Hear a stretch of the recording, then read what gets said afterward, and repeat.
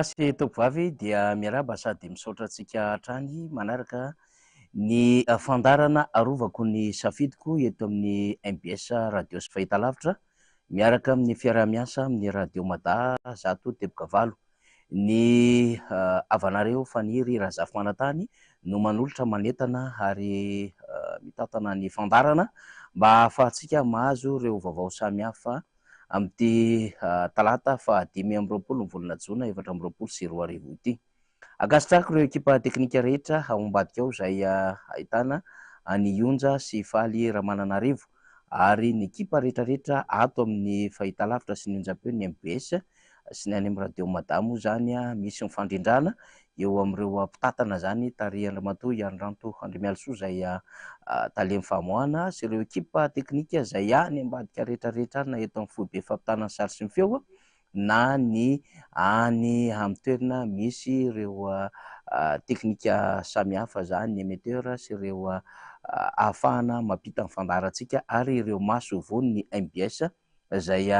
efa lavidavitra zany any amin'ireo distrika sy faritra samihafa manerana Madagasikara. De asaiko ianao eto toerana sy any ampitan-dranomasina anaraka ity fandaharantsika arovako ny safidiko ity. Miezaka hatrany isika ny hampiaina ny fandarana na de efa hoe akatoky ny fety aza izao. Ny sasa moa misy miantso hoe tairo ny trevy aloha na hoe ny fitoniana ara-politika amin'ny fotoana izay manakaiky ny fety tahaka izao. Ilaina daholo zany fa na izany na tsy izany aza ny fizaram-baovao dia ezahantsika ho tanterahana hatrany ary ny fotoana raha teo koa manantona satria raha mifantatra zany zao araky ny tsy liatsofina maro samihafa reha dia aloha amin'ny faran'ny herinandro no hamoahany eo anivo ny fitsarana avy momba ny lalam-panorenana ny famoaham-bokatra ofisialy ho amin'ny fifidianana solombavambahoaka ny tanterahana teto Madagasikara tamin'ny faha 25 volana May lasa teo zany. De hiezaka mitondra ireo fizaram-baovao tsara ho fantatra eto amin'ny firenena isika eo ampiandrasana an'izany famoaham-bokatra ofisialy izany. Endrikendriky ny fandaharantsika ankoatra ny fanadihadiana fandefasana an'ireo horonam-peo samihafa rakitsara ihany koa izay voaray teto sy teroa raha toka tsy misy ny fiovana dia Andriambavilanitra no vahiny fandaharantsika dia ny mpanolontsaina ny tanàna eto amin'ny tanàna Antananarivo Rafaralahy Lily na Lily Rafaralahy moa no diso ahafantarantsika azy amin'izay anarana izay. De eo ampiandrasana azy isika eo ampandaminana ny zavatra rehetrarehetra de ezaka ihany nitondra ny fizaram-baovao izay tsara ho zaraina zany amin'ity tapany tolakandro ny talata ity. Ezaka hoy satria raha ny vaovao de maro be kanefa mila fahamailona ihany koa ny fizaram-baovao samihafa. Ny fivoriana etseroa de maro be na ho an'ny mpanohana ny fitondrana na ho an'ny anivon'ny fanoherana sy any amin'ireo etat-major politika maro samihafa ary ireo fifanantonana fihaonana samihafa ihany koa de maro amin'izao fotoana izao. Ny fanehoan-kevitra moa zany dia saika isan'andro no andrenesana ny fanehoan-kevitra amin'ny raharaham-pirenena ary dia ny rahantsika nahita ohatra tao anatin'ny fampahalalam-baovao ny teto amin'ny MBS na fahitalavitra na radio ny anteny mera ny ray aman-dreny sy mifoka eto Madagasikara na ny RFM Antaringa Noel Rakotondrasoa. Nisy ihany koa ny fanehoan-kevitra nataon'ny BAM na ny fikambanana ny Betsileo, Antesaka, ny Avany Endroy izay ny resaka ny zava-misy iainan'ny firenena sy ny manjo ireo ray aman-dreny avy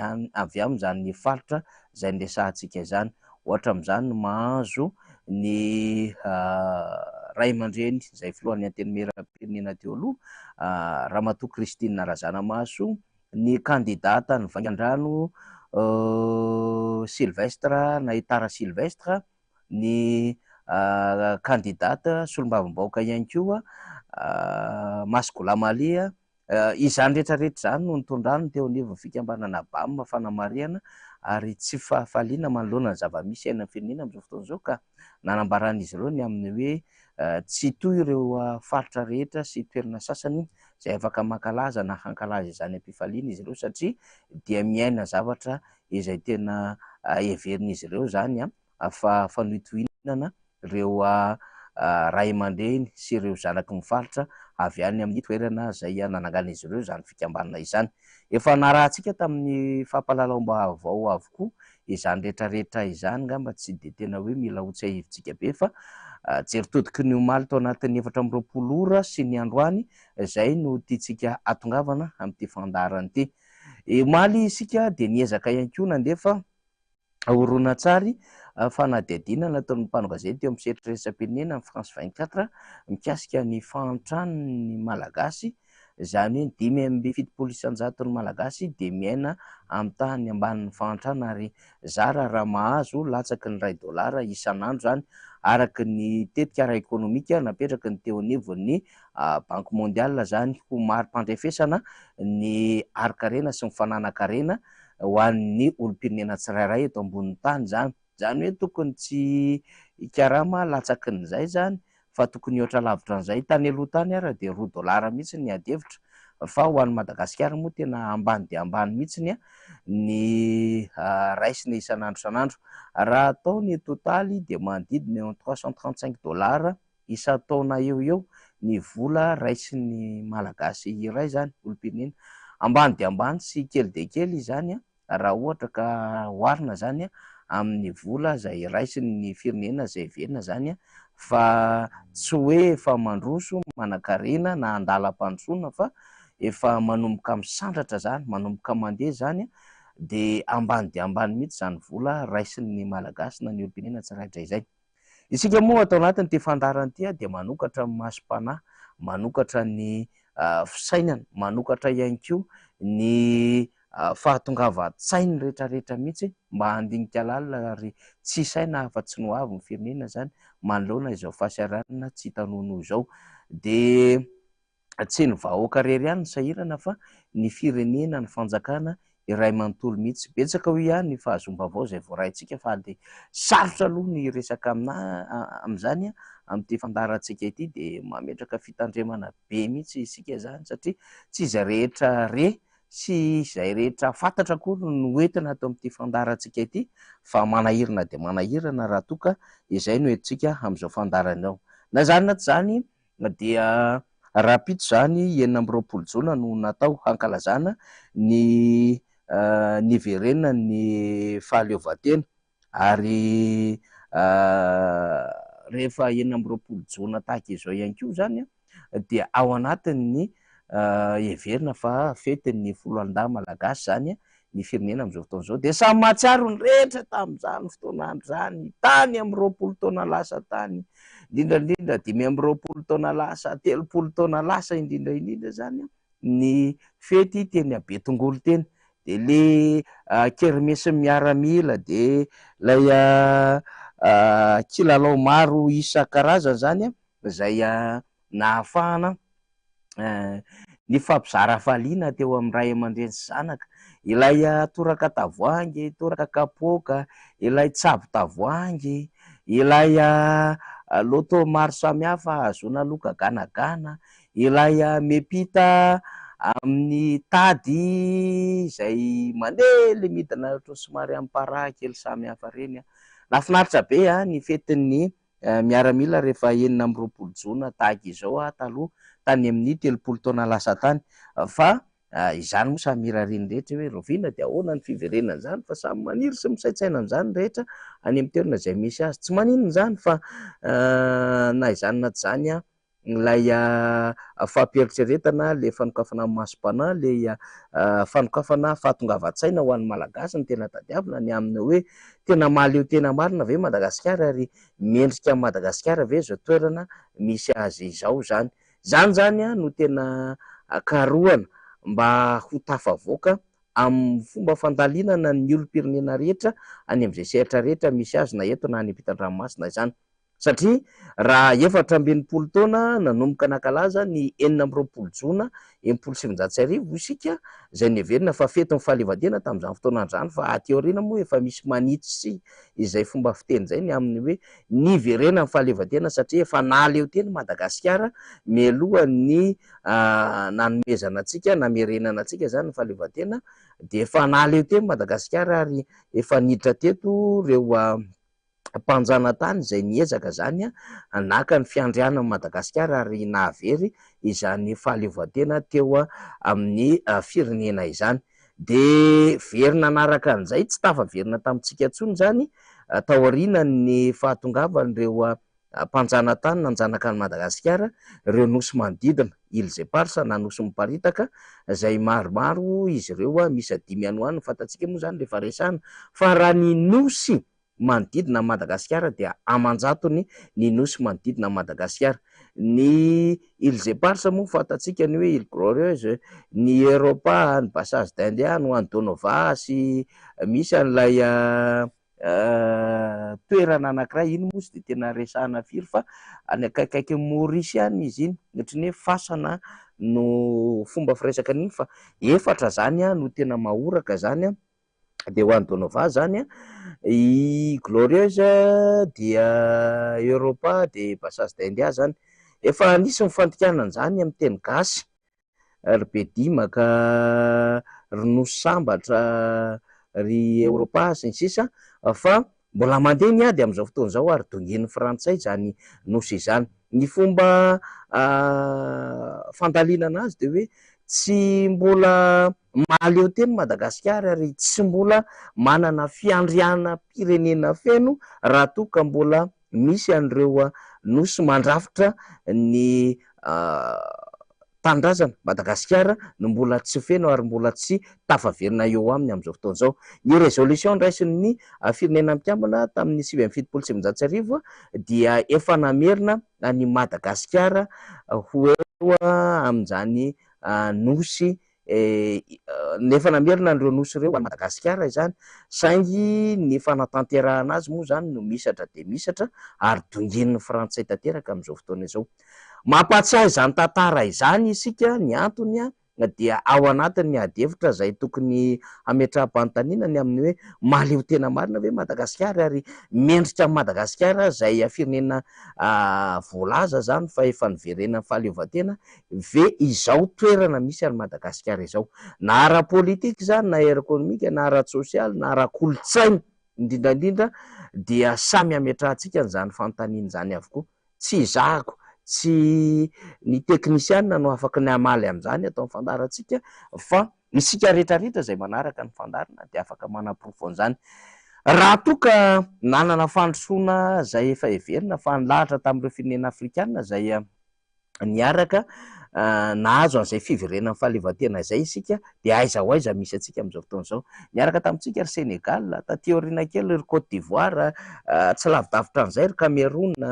sy ireo nosy ary ireo firenena samy hafa zany zay saika ny andidina taty Afrika sy ireo zay niaraka tamin'ny Gondwana zany na ilay saribeny zao tontolo zao teo aloha zany. De nisy karazana nosy kely miparitaka, nisy firenena kely zay misy tafaraka Madagasikara, misy tsy tafaraka de reo zay efa lasa moa zany de lasa nahazo an'le fiverenana fahalevantena fa ny tsy lasa moa zany satria Frantsa no nanjanaka antsika de ao anatin'ilay dom-tom zany na ny département d'outre-mer sy ny territoire d'outre-mer zany de mbola nisafidy miaraka amin'ny la Frantsa ao zany ny sasany dia miaraka sata amin'ny la Frantsa ao zany ny sasany dia misy hifamatorany amin'ny fomba fiaina frantsay sy ny fomba fandaminana ary ny rafitra frantsay zany. Isika moa zany de hoe ndeha atao hoe nosy maleo tena kanefa raha ny fanapahan-kevitra rehetrarehetra na ara-politika na ara-ekonomika sy ny oety mampandroso sy mampiodana n'ity firenena ity de tena mbola tsy azo lazaina mihitsy tsika fa maleo tena raha toa ka efa saika nandeha tamin'izany lalan'izany tsika satria efa nanomboka isika zany teo amin'ny sehatra iraisam-pirenena nametraka an'izany hoe Madagasikara tena misandratra izany, Madagasikara zay azo lazaina fa reharehan'ny Afrika de efa very tanteraka zany taorian'ny 2020 de Madagasikara mpangatadava androsy Madagasikara zay milahatra aty amin'ny filarana farany amin'ny tontolon'ny fahantrana, tontolon'ny kolikoly, ny tsy fandriam-pahalemana sy ny loto samihafa, izany no toerana misy a Madagasikara am'izao fotoana izao. Madagasikara tsy mahavelo tena intsony ny orinasa ao aminy, Madagasikara zay toerany tsy fandriam-pahalemana eo amin'ny sehatreretram-pirenena ka saika malaza amin'ny famoahana sy fanondranana tsokosoko reo karazana harena sarobidy, na io zava-maniry, na io biby, na ihany koa reo heverina zany fa ireo vatosoa sarobidy zay tsy fahita raha tsy aty Madagasikara. Marobe ny anasokajina amin'ny toerana ratsy misy an'i Madagasikara am'izao fotoana izao. De zay le antony mahatonga mampisaitsaina antsika ny amin'ny hoe mendrika sy atonina an'i Madagasikara ve zao laharana misy azy zao fa izany rehetrarehetra zany dia heveriko fa tokony ampisaina antsika rehetrarehetra zany amin'ny zavatra zay lalovantsika androany zany sy ho an'ny rahampitso. De makalazy tsika ny fiverenan'ny tsingeritaona de manao ny sakafo hanim-pitoloha malagasy. Tsy hitako moa ny ilazana azy hoe mbola hanim-pitoloha ve, satria ny atao hoe hanim-pitoloha zany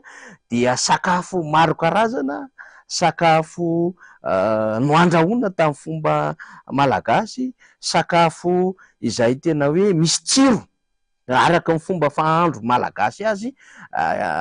lakozia malagasy, ny sakafo hanim-pitoloha, ary tsy ho an'ny fianakaviana rery fa ho an'ny fiarahamonina. Mbola mahavita an'le sakafo hanim-pitoloha ve ny malagasy amina asaramanitra tahaka izao, satria rehefa ohatr'izao moa zany de asaramanitra ny fomba fiantso azy zany, tena ao anaty fety tanteraka satria dia tanindrazana no resahana zany, de asaramanitra ny fomba fiantso azy zany. De tena mahavita an'izay ve malagasy, ary izay fotsiny ve no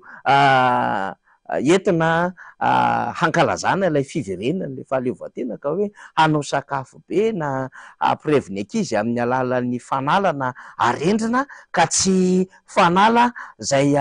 noafarana vitan'ireo kely-maso zany na ry zareo aziatika no betsaka aloha zany zao eto Madagasikara, ny laser, ny resaka jeu de lumière samihafa zay entina mandehandeha eny, fa tena le arendrina malagasy mihitsy zay entina miodidina ny tanàna. Ary ny 5 volana jona ny fampisehoana an'izany sy ny 4 volana jona. Taty aoriana moa misy ny afomanga samihafa araka ny fahefa vidin'ny firenena io, fa tato Madagasikara aloha tao anatin'ny 20 taona mahery zay de saika nisy foana ny afomanga. Talohan'izay nisy ihany ny afomanga zany fa tsy de miparitaka be tamina distrika zany, fa misy ny afomanga. Ankoatran'izay misy ny podium indray zany saika fa ela be de nisy hatrany zany ny podium na hoe rindran-kira maimaimpona zay natolotry ny fitondram-panjakana ho an'ny vahoaka malagasy. Ny fitondrana ny fandimby de niezaka ny nanao an'izay, zany hoe nakalaza tamin'ny fomba maro nentina nakalaza izany 20 jona izany hatramin'izay ny vahoaka malagasy, ary tao anatin'ny fifaliana tanteraka zany. Zay le niteneniko hoe niaraka tamin'ny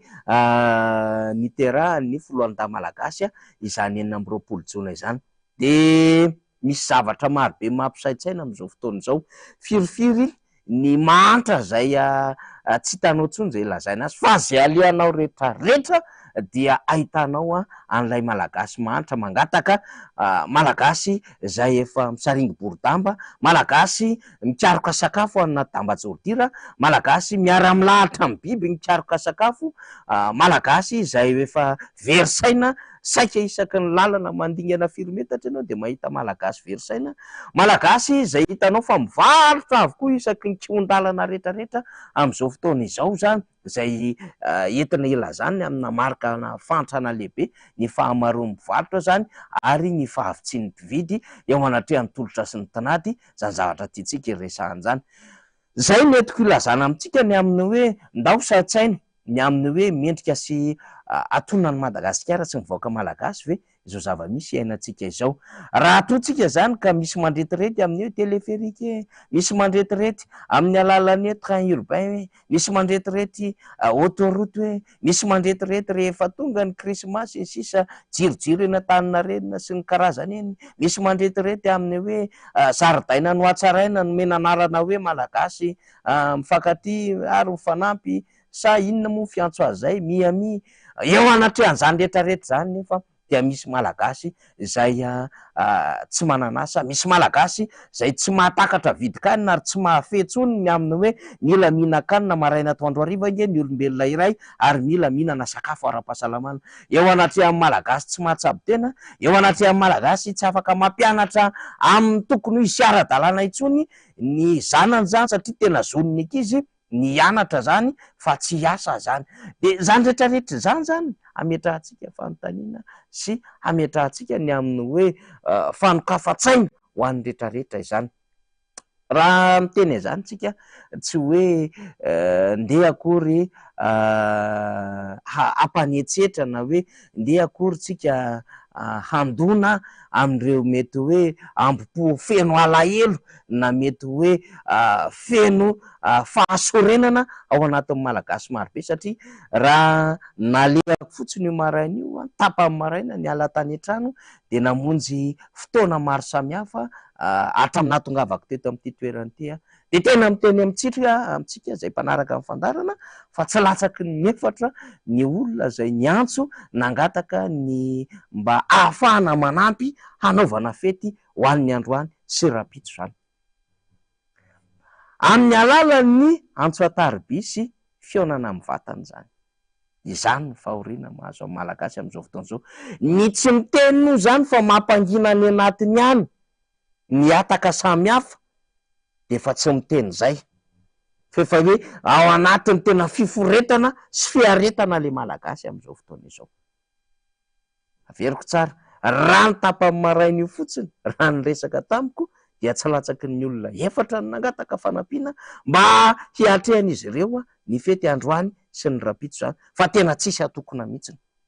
De azotsika atsaina sy azotsika inona zany fa hoe misy malagasy maro be any ambadika any mba tena te hampirevo ny vady aman-jana ny ray mpianakaviana sy ny renim-pianakaviana mba te hitondra ny zanany manao arendrina, mba te hitondra ny zanany mijery fampisehoana maimaimpona, mba te hiara-paly amin'ny alalan'ireo sakafo kely samihafa eo anivon'ny ankohonana isan-tokantrano, mba te hitsinjaka kely amin'izay mety lamozika amin'ny fankalazana n'izany fety zany isan-tokantrano kanefa tsy manana fahefana hanao an'izany amin'izao fotoana izao. De mbola misy mandeha mitady mikaroka mafy ny mba ahitana vola zany hitrosana hanaovana fety amin'izao 5 Jona izao. Zava-tsarotra no iainantsika ary na izany na zany tsy tokony ampitolefika akory, tsy tokony ampiraviravin-tanana fa mbola eo ny ray aman-dreny ary hisaorana isanandro de maheno karazana ray aman-dreny mitondra vahaolana ho an'ity firenena ity. De nafinaritra zao omaly mbola mijoro hatrany mamehery na eo ary ny fahasarotany lalana sy ny fanapahan-kevitra raisin'izy ireo de ny ray aman-dreny eo anivon'ny FFK moa zany. Fa omaly ihany koa dia naneho ny fanehoan-keviny ny antenimeran'ny ray aman-dreny sy ny foky eto Madagasikara ny RFM matary amin'ny elo Larakototrasoa mbola milaza fa tsy maintsy miverina amin'ny Madagasikara, miverina amin'ny malagasy Madagasikara ary tokony tsy ho tompon'ny mpangataka ny atiny ny vahoaka malagasy ary tena tokony hanana an'izany fiandrianana lehibe zany ny vahoaka malagasy amin'ity firenena ity. Maro be ny endriky ny fanehoan-kevitra zany zay mandeha ary manosika ny ambom-po ao anaty ho an'ny rehetra mihitsy zany amin'ny hoe tena tsy ekenay ranga raha toka izao mahazo an'le firenenay. De izany rehetrarehetra zany mampisaitsaina antsika. Rehefa tonga moa ny 20 Jona tahaka izao de misy hira miverimerina eo am-bavany rehetra foana. De tompokolahy Ludger Andrianjaka mpanao an'izy ity taloha tany rehefa tonga ny fankalazana ny fiverenan'ny fahaleovantena fa hafa mihitsy ny tompon'ity hira ity nosy tanindrazaka fa androany zany dia ny solombavam-bahoaka Mamy Rabenirina no alefako amintsika eto ny angaly antiry ity. Nisy hetsika nataonay tamina toerana iray zay teny Ampangabe teny teo amin'ny espace fia, de teny no notifirako ny sary, tenako zany naka ny sary zany nandefa ity hira ity, hira zay nokaleo ny député Mamirabendrina mbola tao anatin'ny fotoana fiomanana hiatrehana amin'ny fampilezakevitra tamin'izany. Entiko ampiaina kely amintsika fa akoatra tompon'andraikitra politika zany an'Andriamatoa Mamirabendrina dia anisan'ny mpanakanto ihany koa izy, ary dia sady mitendry zava-maneno no mihira ihany koa no mamorona ihany koa zany, maro de maro zay andraikitra sy fanomezam-pahasoavana azy zay. De androany no andefa n'ity hira ity satria ao anaty loatra izany fitiavan-tanindrazana zany ho antsika rehetrarehetra, dia iomana andray ny vahintsika rehefa avy eo zany. Indro ary alefa namana teknisianina no sy tanindrazako zay ihany solombamboaka Mamirabendrina no mikalo azy. Tsy mbola vita akory ny fandarantsika fa miverina indray tsika rehefa avy eo miaraka amin'ny vahiny sy ireo fandaminana samihafa ho an'ireo orona tsary zay alefantsika amin'ity fandarantsika ity. Ndao avy hatrany ary.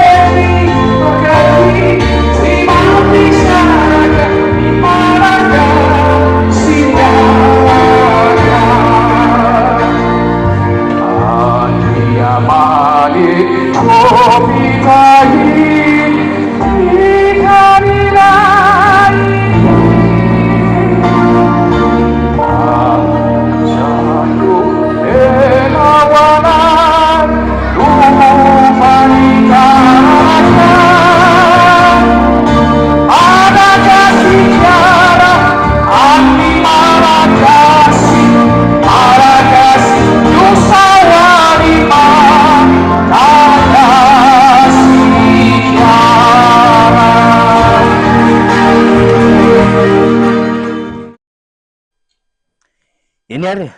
nientitsika nampiainana ny fandarana iny hira zay nokalony Mamirabendrina solombavamboaka Nambohidratremo iny no sy tanindrazako. Ratinarivo ve moa zany sa iza moa no tompony iny hira iny? Raha ohatra ka diso dia ahitsika kely fa tsika no afaka manitsy kely an'izay. Ray an'ny Nalina Kotovika sa i Ratinarivo, ray amin'izay ny tompony iny hira iny zany. Eny ary rehefa tadidiko izy dia zaraiko amintsika rehefa avy eo fa mino fa tsy ho bedin'ny taranaka amin'izay zany fa tsy maintsy ahitsiko zay rehefa avy eo. De efa nambarako tamintsika teo fa hanambahentsika ny fandarantsika moa miezaka foana isan'andro zany mampiely ny hevitra amin'ny fomba rehetra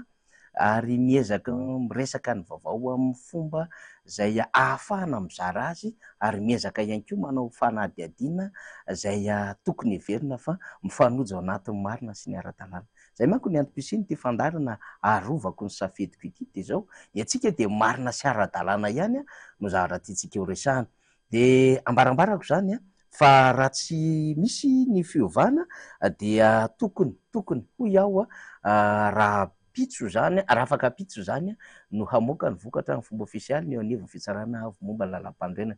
Vitantsika eo ny ambaran'ny fahamarinana zany sy ny fitsarana araky ny lalam-pandrenana sy ny lalàna samihafa zay izany mo no maharepoblika ny repoblika dia ny resaka fanajana ny lalàna samihafa zany. Ya de efa io avoakan'ny faly io le izy de ho hitantsika eo lakamisy zany ny adihevitra eto aloha zany resadresaka tsika zany miaraka amin'ny vahiny efa nresahako teo mpanolontsaina ny tanàna Antananarivo raha Faralalily. Miezaka tsika mametraka tsara koa le approche genre zany na hoe le resaka miraleta maromaro nefa mivahiny teto amin'ny fandaharantsika teto fa saika tovolahy avokoa sy ray aman-dreny avokoa. Isika nefa manana ihany koa andriambavilanitra zany zay afaka tsara maneho hevitra ara-politika de efa eto akaiky eto amin'izao fotoana izao. Miarahaba ny mpanolontsaina ny tanàna Lily Rafarala. Miarahaba manokana ny mpanolotra Fanny Razafimanantany te hiantso hoe député fa mbola tsy tonga moa zany le fotoana. Miarahaba ny mpanaraka ny fandarana rehetra ny an-tokantrano ihany koa de faly tafatafa sy resaka eto tsika mianadahy moa zany mazava loatra manodidina ny raharaha sy ny zava-misy rehetra eto amin'ny firenena. Misaotra amin'ny fanasana sao de adinoko. Nanao ny fanasana mihitsy ny zahay satria ny raharaham-pirenena mihazakazaka ary natokana ho an'ny rehetra mihitsy ny fanehoan-kevitra zany. Maromaro ny mangataka hanao ny fanehoan-kevitra fa eo anatin'ny zava-misy moa zany dia ny fandaharantsika de miompana ao anatin'ny tontolo ny fifidianana amin'ny ankapobeny kanefa na de zany aza dia maka andraikitra amin'ny mampanolontsaina ny tanàna Antananarivo renivohitra ihany koa izy eto anisany nanohana kandida mpiatrika anivon'ny antoko-tiako Madagasikara Lily Rafarala. Ny sekretera jeneraly ny antoko tiako Madagasikara Rina Randriamasinoro kandida ny firaisan-kina tao amin'ny boribory tamin'ny fahaefatra no nitondrany Lily Rafarala ny tolo-tanana, nitondrany ny ezaka rehetrarehetra hampandany azy ary de nilaza ny arina hita antsika fa de nitarika Rina Randriamasinoro ary isan-jato lavitra de lavitra ho an'ny kandida zany mpiaradia amin'ny fitondram-panjakana. Dia zay misy ezaka maro be nataony mpanohana samihafa tao de zay ihany koa aloha zany no antanitsika voalohany amin'ny Lily Rafarala tany amin'ny boribory tamin'ny fahaefatra ianao sy ny ekipa niezaka zay nampandany ny kandida amin'ny firaisan-kina. Nanao aloha zany ny fijerinao ny ambiance aloha ny atrehana amin'ny fampilezan-kevitra raha ho an'izay tao amin'ny boribory tamin'ny fahaefatra zay. Ya misaotra amin'le fanontaniana be dia be ny zavatra ny famahoafao tao anatin'ireny fampelezan-kevitra ireny na za koa te anontany be hoe nanahoana ny tany aminareo fa miresaka moa tsika teo boribory tany fahaefatra mialohan'ny resahako an'le izy nanahoana ny ambiance faniry sy ny sisa dia apetraka ihany hoe inona moa nahatonga ilay safidy zany dia mazava be hoe ny ananantsika ataoko hoe maro anisa eny amin'ny antenimieram-pirenena ny tanjona ny dikan'izany jerena avokoa izay lafy rehetra ahafahana manosika izay aty amin'ny fanoherana izay ary ho ahy manokana dia efa nazavaiko foana iny hoe anankiray aloha be dia be nanontany amin'ilay hoe manahoana tsy hilatsaka ve sao dia tokony hiaraka lisitra amin'iza sy ny sisa dia napetrako mazava iny hoe ny andraikitra ny eo be dia be tsika zao mbola hiresaka commune urbaine Antananarivo rehefa avy eo faniry ny andraikitra be dia be fa ny tena fitiavany tanindrazana amiko dia ny fahaizanao mipetraka tsara hoe inona ny compétenceko inona ny capacité-ako ary le andraikitra sahala amin'inona no mifanandrify amin'iny andraikitra efa napetraka iny. Faharoa ny toerana tsy hifandrombana ihany koa ka mila fahendrena be ao anatin'izany satria tsy fisian'izay fanetretehana kely sy fahendrena izay no tena fototry ny ady la politika izay tsy mbola mety mifarana hatramin'izao eto amin'ny tany sy ny firenena faniry. Ny safidy aho any boribory tany fahaefatra mazava loatra satria Lily Rafarala vao nanomboka hilatsaka ho kandida mpanolontsain'ny tanàna dia ny antoko-tiako Madagasikara nanolotra azy. Lily Rafarala tao anatin'ny 5 taona izay nampanolontsain'ny tanàna faniry ataoko hoe mba anisan'ny mpanolontsaina nanamarika an'izany antoko-tiako Madagasikara zany tamin'ny ady sy ny fiaretana rehetra tsy ho averiko intsony fa lasa hirahira be le hoe ny tombotsoa farany kely tokony hisitrahana nampangena misy fotoana nandray daholo ny rehetrarehetra fa tena singanina mihitsy tamin'izany fotoana izany moa zany zahay mirahavavy Zasy Clémence Ranina reo aloha azamena mihitsy ireo tiako teneny zany fiaretana rehetra zany a dia eo le fitiavan-tanindrazana fa eo ihany koa le hoe manome voninahitra ianao an'ilay antoko nametraka fitokisana taminao nisafidy ianao mba tsy tenena an'ilay antoko hoe fa tiantoka ny nanolorana olona tahaka itony a fa ny mifanohitra amin'izay hoe fierté ho any antoko ny fisianao alefako hoe tsiny dia izay no nahatonga an'ilay safidy hoe rehefa samy hanohana ary tena ny tao am-poko dia hanohana ny firaisankina rehetra za te hiazakazaka ao any Ambohidratrimo tamin'ireny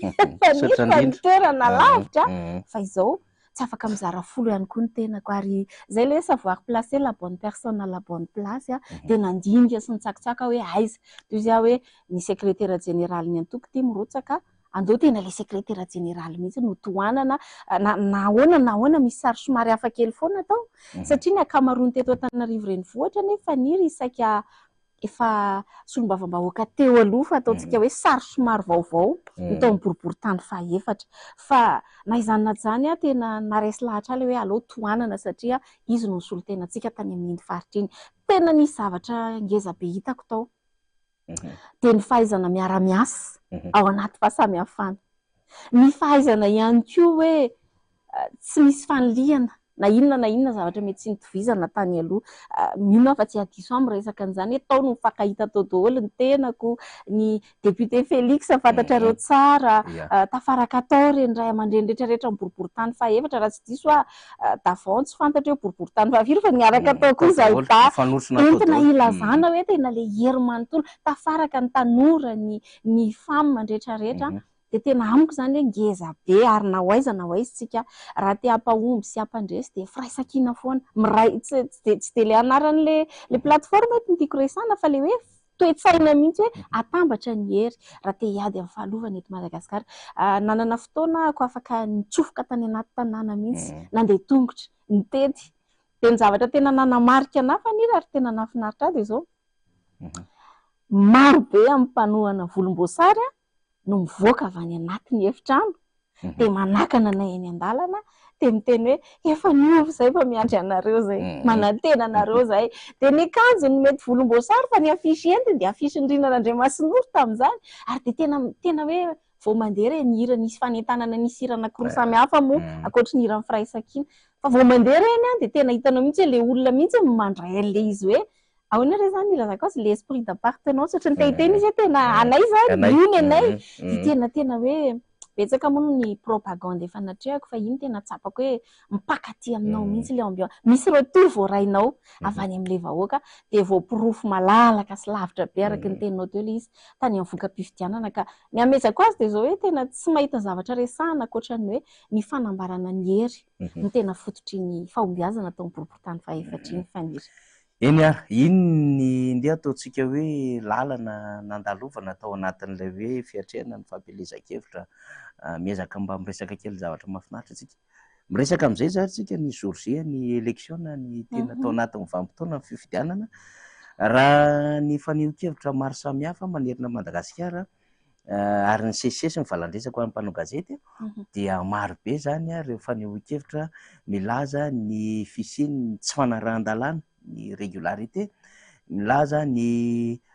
fisiany ny hosoka sy ny alabato tamin'ny fifidianana iny ny teto Antananarivo fahatelo zao vao teo hiada Jean-Pierre ny tantarany zava-misy fa tsy tahotra tsenatra mihitsy teo anivon'ny mpiara-dia amin'ny fitondrana tena izay mihitsy le izy satria tena nisy faninginana nomera chiffre tarehimarika mihitsy tamin'ny tarehimarika tena hivelany tarehimarika ara-dalàna izay ananany candidat rehetra PV mitovy zany kanefa rehefa aty amin'ilay mpanohana le fitondrana le izy izay tany Anlarina fahatelo nisy azy dia nisy ranonambarany tao amin'ny boriboritany fahatelo le faninginana numéro mitovitovy an'izay tany amin'ny faritra sasany Ambatondrazaka ny sasany moa tsisy ny fifidianana fa dia nisy PV mivoaka ny sasany ray moa zany tsy voasonia le taratasy-datsabato ambadika ny sasany dia efa mialohan'ny hanokafana ny fotoam-pifidianana nefa nisy fifidianana nandeha dia efa misy urna dia rehefa misokatra amin'ny lera voatondro dia efa misy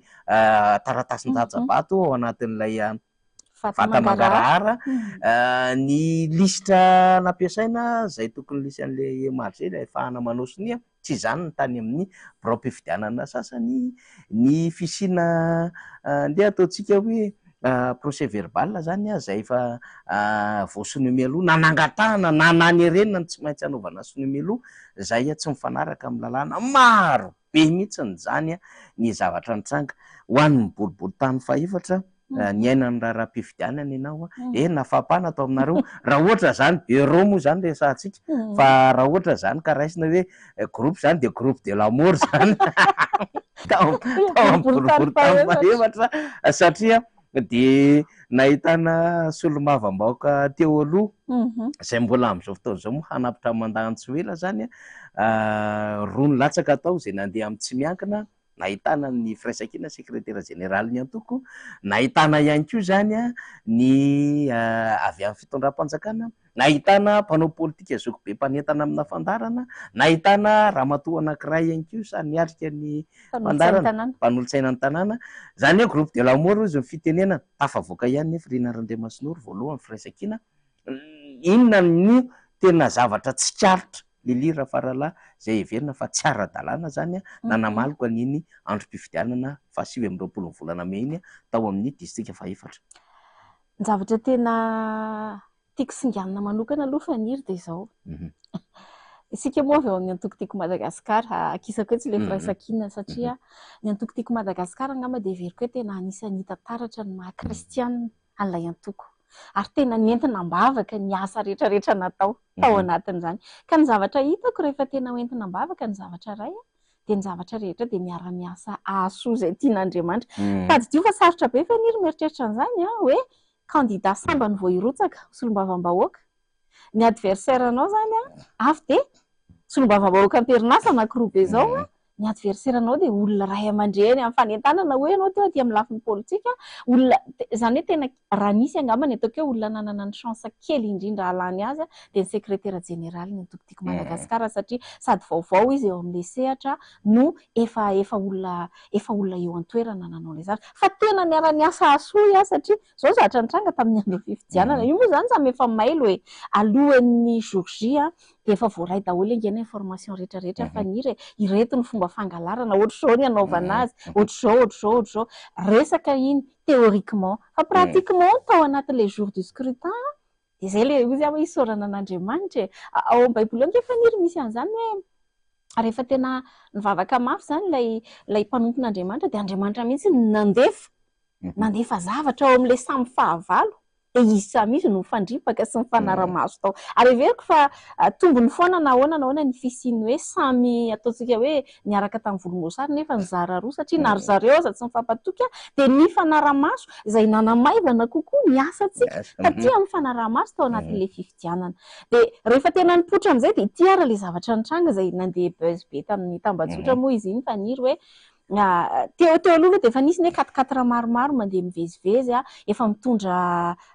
vata mangarahara efa feno ao anatiny ny andro raha vao tapaka kely eo ny jiro tapitra ny fifidianana de ho atakalo sy ny tahaka izany efa betsaka ny ambina an'iny aloha satria maro be ny fiaran'ny candidat-mpanjakana zay araky ny filazan'ireo candidat mpifaninana aminy hoe efa miomana ny amin'izay zavatra efa nambenany zareo aloha zany iny fa tetsy andaniny de le fanaovana an'ilay araky ny resantsika hoe misy karapanondro be lehibe any amina olona anankiray anaovana inona ary anatina androm-pifidianana isika ary rehefa nandeha zany siosio tena nanara-maso ny andro-maso n'ireo candidat hafa de ahoana haiko hoe mety ve le hiteny hoe nambody omby tratra tany amin'ity olona anankiray ity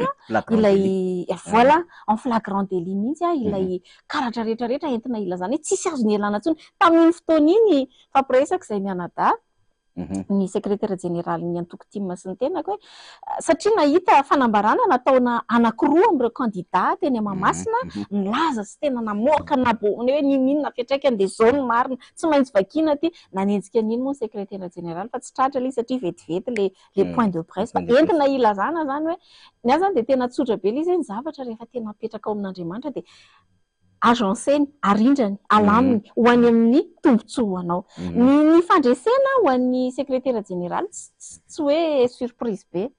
satria tany anaty propagande ange iny efa hita soritra lavitra be mihitsy iny saingy kosa efa niomana foana ny amin'ny hoe tsy zava-baovao koa ny hoe fangalaram-bato eo anivon'ny fanjakana eo anivon'ny fitondrana efa niomana zany hoe ny fandresena efa nampozina fa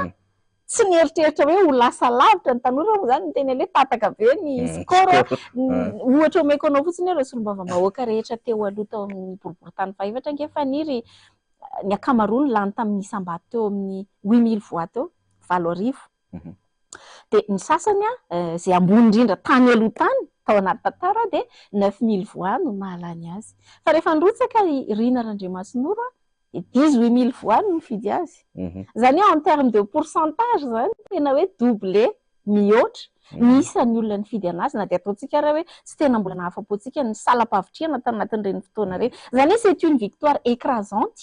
entina ilazana zany hoe lasa fanampiana sy tombony ngeza be ho an'ny candidat natolotra avy eto amin'ny firaisankina ny fisiny zay hoe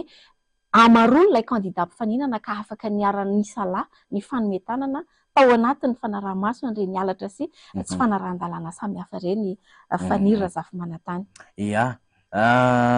entina ilazana moa zany ny amin'ny hoe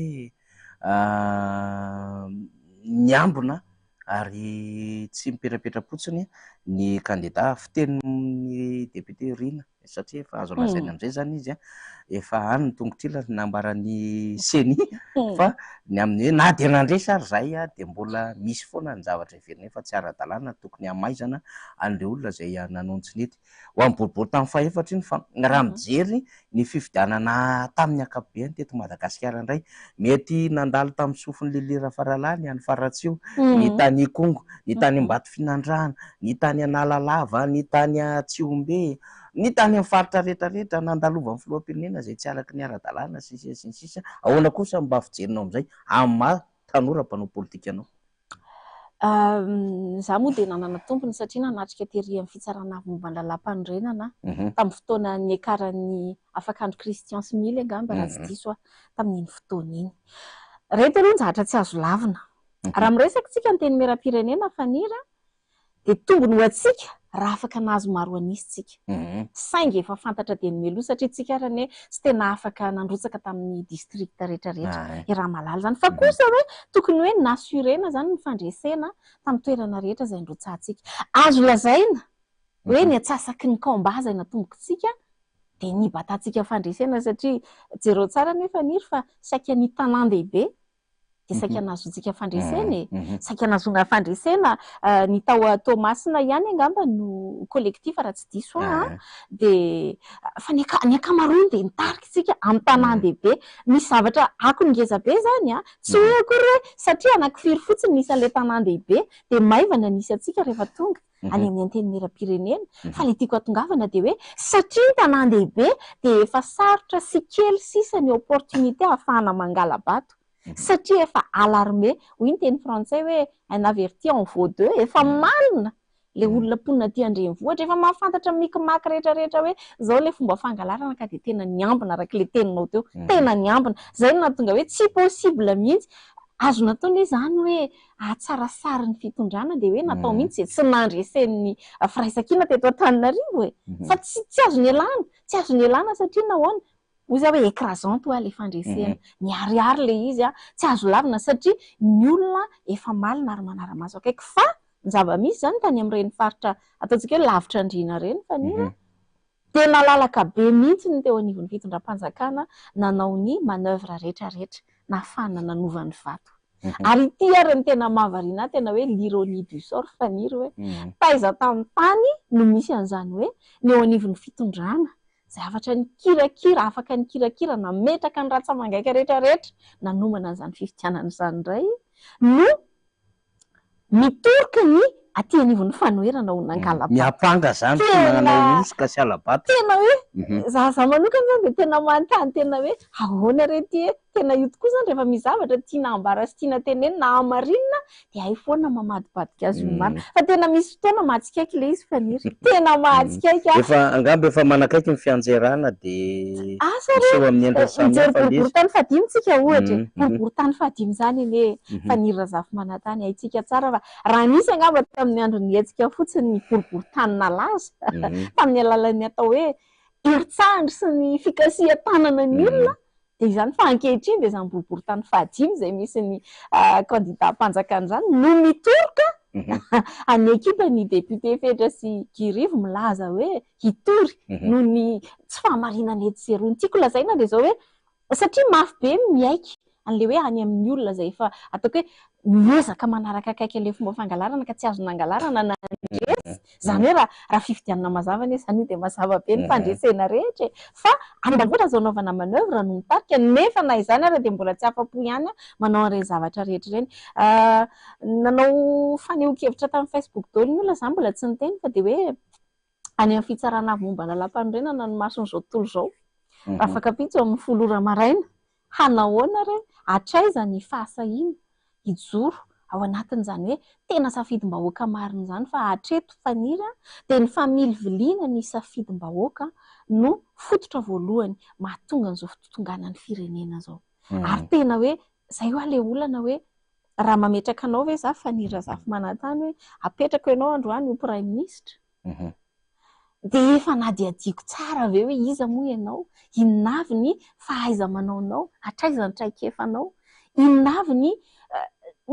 potentialité rehetrarehetra anananao ka mahamendrika anao eo amin'io toerana io. Fa ny zava-misy zany amin'izao fotoana izao dia ahodina ilay safidin'ny vahoaka dia rehefa tonga eo amin'ilay toerana amin'izay dia izao izay namako rehetrarehetra izay mety amiko dia apetrako amin'ny toerana ka olona tsy tandrify sy tsy sahaza daholo no mameno ny poste responsabilité rehetrarehetra dia gaga ve tsika raha izao sisa ny hafarany Madagasikara ankehitriny. Ny fanantenanao satria betsaka ny miantso izany ny amin'ny fitsarana mba tena ho araky ny lalàna, ho araky ny tena marina sy ny ara-dalàna ny mety ho fanantenanao amin'ny izay mety fomba famoahany eo anivon'ny fitsarana avy moa lalam-panorenana izay vokatra izay manoloana ny adevitra be mandeha be amin'izao fotoana izao vao maro izay ny namarako teo ny FFKM dia ny teny mba tena ao anatin'ny ara-dalàna tanteraka sy ny rehetrarehetra maro be moa nefa nanio hevitra ary nisy fitoriana maro be ihany koa lasa eny anivon'ny androm-panjakana miandraikitra izany neny safidy izay mpanara-maso ny fifidiana ohatra dia tena anisany nanao raikety mihitsy ny amin'ny hoe tokony hanafoanana ny vato azo n'ireo kandida miaraka amin'ny fanjakana satria dia nanitsaka ny lalam-panorenana, nanitsaka ny lalam-pifidianana ny filohan'ny repoblika izay nandray anjara tao anatin'ireny fidinana ifodin'ireny ka nanosika ana-kandida miaradia amina fitondram-panjakana. Fanantenana hatraiza manahirana ihany moa izy ity efa alertentsika izao efa malala ny etsika hoe iza moa ny rafitra nametraka n'ireo olona anivo ny fitsarana avy momba lalam-panorenana ireo na izany na tsy izany mananteny isika satria nahoana olona tokony mahafesy mahafantatra tsara ny asan'ireo ary olona tokony mahazo tsara hoe hatraiza no fiatraikan'izay fanapahan-kevitra ho raisiny eto amin'ny ho avy ny firenena Faniry Razafy-Manantany. Tena zavatra goavana sy ngeza be izay satria tadidinao tsara angamba ny tamin'ny andron'ny 2024 ny azo raisina fa tsy mitombina nisy fotoana nahafahako nanatrika fanofanana ny amin'ny hoe anahoana atelier mahakasika ny hoe ahoana ny hijerevana ny ho avin'ny Madagasikara lafiny fifidianana sy ny sisa dia nanatrika tao iny ray aman-dreny iny fa tena mbola tsy maty ny olona lolo naverin'ny olona foana iny fehezanteny iny hoe ianao aza miresaka fa ianao ihany ny teny hoe tsy mitombina zavatra rehetra nangatana tamin'ny tiako tenenina 4 taona aty aoriana 1 taona mbola mipetraka ao an-tsain'ny olona izany hoe azo raisina fa tsy mitombina izany amiko dia zavatra singa anankiray ngeza be tokony hahafahan'ny fitsarana avy momba lalam-panorenana mandinika ampitoniana izay fanapahan-kevitra rehetra ho raisiny ny fisian'ireny sy ny akon'ireny zavatra ireny izay hozy hoe tsy azo fafana raha azo noadinoina ange ny Faniry efa tsisy natadidy intsony fa izao ianao vao miresaka amin'ny tanora ve ianao azo raisina dia izy ihany no manohy azy tsy mitombina dia sanatria ve dia amerina ny erreur teo aloha ny fahadisoana raha mandeha indray mandeha ataoko hoe mbo tsy fahalalana dia ny faharoa sy fahatelo mety efa fanahiniana ka mila hitandremana tsara todika aminareo satria everiko hoe tena anisan'ny singa goavana eto amin'ny firenena ianareo tompon'antoka ny amin'ny isian'ny filaminana sy fandrosoana na isian'ny fikorontanana sy fiemorana ho an'ny Madagasikara dia any aminareo tokoa ny mason'izao tontolo izao fa manantena nefa fa tokony hanana izay fahendrena ilaina ao anatin'izany fitsarana marina izany ianareo ka tena ho nisafidim-bahoaka tsy avilivily tsy ahodikodina no hivoaka. Izany moa izany tena fandriko lalina ho amanokana ny pourcentage ny fanantenako dia amin'ny kristiana dia tena mitondra-bavaka mba ho tonga amin'izay ilay izy. Raha sanatria moa tsy izay zavatra mitranga eo tsika rehetra raha hitana azy amin'ny lakamisy fa io koa dia ohatran'ny ronono ampangotrahana io ka rehefa tena mandroatra io tsy ho azonao atao inona anie. Dia izay ny tena hoe tompon'antoka tanteraka mihitsy ny amin'izay toehany sy atraika ny fanapa-kevitra ho raisy ny fitsarana momba lalam-pandrenana faniry izao ny décision dia hananany olona anankiray mamisy izany hoe aka fanapa-kevitra nyity fa ny vokatry ny décision tsy azonao fehezina mihitsy. Izay ny sainana tsara mialoha ny andraisana fanapa-kevitra. Afaka miteny anao hoe raisiko ny telefoninao dia manapa-kevitra hoe ho alatsako ve ity sa tsy ho alatsako. Fa raha manapa-kevitra hoe ho alatsako iny dia tsy azoko fehezina mihitsy hoe alatsako ianao fa ianao. Olom-bafidina Antananarivo renivohitra ianao mpanolotsaina ny tanàna. Maromaro ihany izay kombana hatrehanareo izay. Raha miresaka ny lilira fahalalana dia tsy afa-misaraka amin'ny tanàna Antananarivo miaraka amin'ny Ranabavy Clémence. Ny téléphérique moa izany betsaka ny adevitra miverimberina dia iny nanaovana andrana ara-teknika iny ny ala avy teo anosy naka ny Sorano adevitra be mandeha amin'izao fotoana izao. Ny kianjan'ny Barea izay ny fomba namindrana ny fitantanana satria tao nisy orinasa izay natsangana hitatana ny kianja fa tsy ny commune urbaine n'Antananarivo satria any commune ny kianja fa dia lasa eny ampelantanan'ny tao nisy orinasa nisokafana izany teo anivon'ny filan-kevitry minisitra kanefa amin'izao fotoana izao ny projet momba ny kianjan'ny Barea dia ny affectena indray izany na asan'ny ministera ny tanora sy ny fanatanjahantena nesorina teo amin'ny ilay sekretariat mpanjakana miadidiny ny tanàna vaovao sy ny trano fonenana dia misy apahany ihany koa izany lasa any amin'ny tafita izany araka ny fanamariana izay nataon'ny CAF miaraka amin'ny FIFA izay tsy nahazoana homologation izany eto amin'ny tanàna Antananarivo daholo misy an'izany rehetrarehetra izany. Ny train urbain moa izany tokony nisokatra tamin'ny volana août tamin'ny heritaona mbola tsy hita ilay izy hoe aiza so aiza momba an'ilay izy marobe ny adevitra teto fa na izany na tsy izany aza io ilay tanàna Antananarivo io misy PDS izy misy kombana ataonareo mpanolotsaina ny tanàna efa mba mahafahafa-po ihany ve ny zava-misy izany lilira faralafa tsy eo lehibe ny tanàna teo aloha manana filohan'ny délégation manokana lazaina fa misy asa mandeha koa eo foto-drafitr'asa sy ny sisa inona mba mety ho fomba fijerena satria elitsika tsy niresaka tanàna Antananarivo ela be mihitsy ary ho avy koa ny fifidianana ho avy amin'izay ary rehefa avy eo iny rehefa avy eo raha misy angambany ataoko hoe mpanolotsaina nandray ny andraikiny sy ny asany ary tena hoe niezaka homendrika an'izay antony ny fidianan'ny vahoaka azy dia everiko fa mba mety mba ho anisany raha ny adina atao sy ny aretina tao anatin'izany. Anao parenthèse kely fotsiny faniry hoe tao anatin'izany fijoroana amin'ny fahamarinana teo anivon'ny commune izany nahavery asa hatramin'izao. Tao anatin'izany fijoroana izany dia tsy taitra moa izany fa mbola mba misy an'ilay solika kely dia aloha miafiafy eo fa zava-dehibe dia tapaka hatrany amin'ilay solika koa izany hoe tena ilay fiainana manontolo izany moa tsy dia nihirahira be an'izany nalefa gazety fa nasumeko safidy io safidy ny hijoro amin'ny marina dia izao assumena ilay izy fa ny mahafaly ahy fotsiny dia izao rehefa mifanena amponina Antananarivo eny ianao dia tsapan'ny olona fa niady ho azy ianao. Nanao propagande ny Rina Randriamasinoro dia andeha hiprésenter ilay candidat deuxième liste ny Rina andeha hiprésenter tamin'ilay vahoaka any anaty tanàna tsy fantatra any dia nisaka aza manao présentation ianao io no miady anayko ianao indray nampafantatra anay hoe izy io ohatrany hoe tena miatraika amiko izany ny récompense tsara indrindra izany ho amanokana. Ka raha miresaka tanàna Antananarivo ianao niresaka ianao teo hoe zahay mirahavavy manokana aloha ny tenako sy ny namana Clémence Ararnirina misy mpanolotsaina etiky Madagasikara vitsivitsy koa ao tena miara-miady mafy aminay fa nisy adina tomboka tao ary any amin'ny fotoana ahafahanao milaza fa afa-po dia tonga any amin'ilay tanjona izany ilay adina tao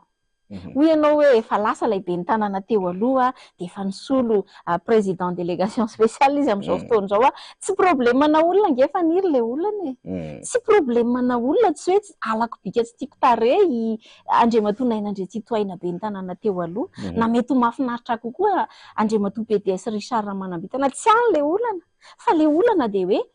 mahavita le andraikitra ve le olona ary arak'izay nampanentenaina sy andrasan'ny mponina Antananarivo ao aminy ny koa mba natomboka raha tadidinao tsara be dia be moa zany zavatra tsy mety eo anivon'ny commune fa atao amboletra moa atao passoire zany le conseil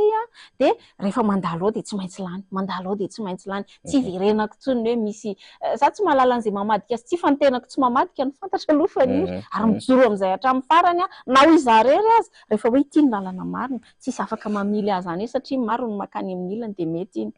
eo zany tiako tenenina hoe anisany ady anankiray nataonay dia ny amin'ny fitsanganana io société municipale BDP io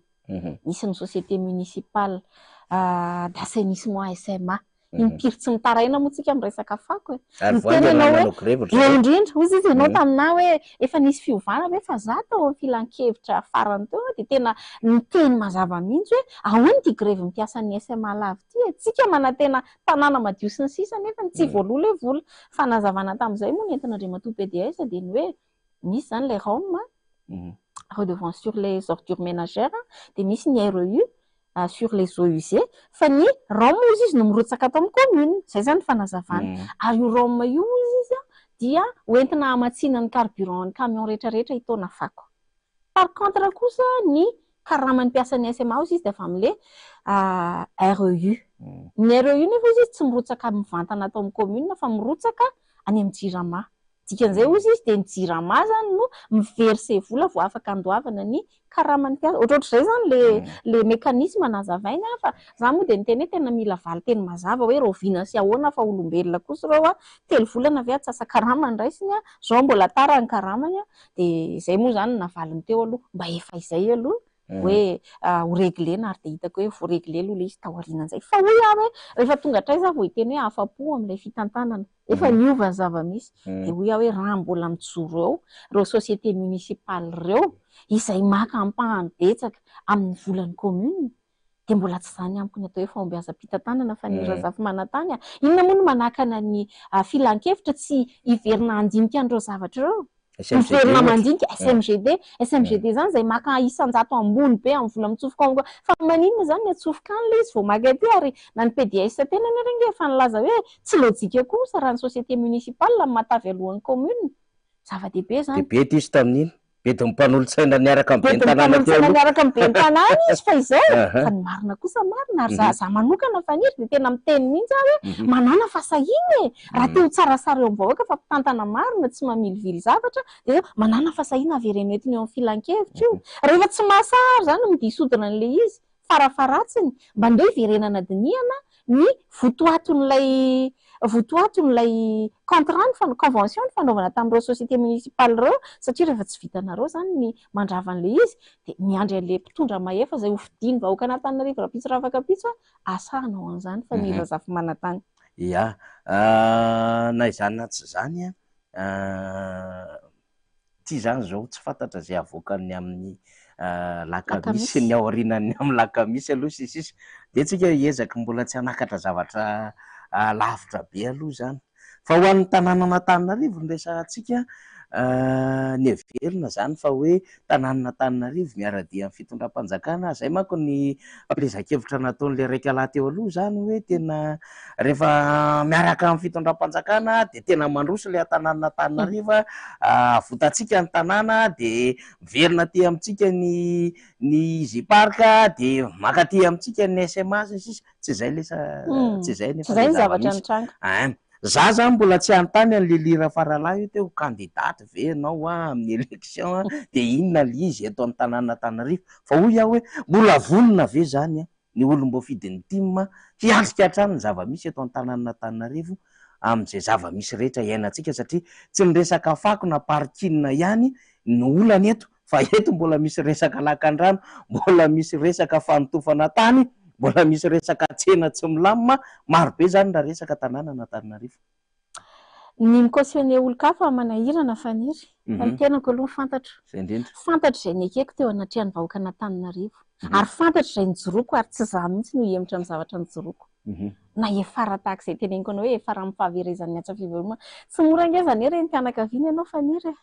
Fa tena du jour au lendemain ianao mahazo taratasy hoe miala ianao satria noho ny fijoroanao ny teny an'izao taria dia tsy mety amin'ny imagin'ny orinasa. Ifisianao. Tsy mora anie izany. Fa zao tsy nanenenako ny soa ny raisiko satria ilay fitiavana an'ilay Antananarivo, ilay fitiavana an'ilay Madagasikara ngeza be atao-poko ary mihevitra hoe izay foana ny aho hoe raha misy azo mitanako atao dia nahoana mipetraka fotsiny. Ka hoe ianao mbola vonona hoe be dia be ny andraikitra. Be dia be ny andraikitra eo anivon'io commune Antananarivo renivohitra io ka ny hafa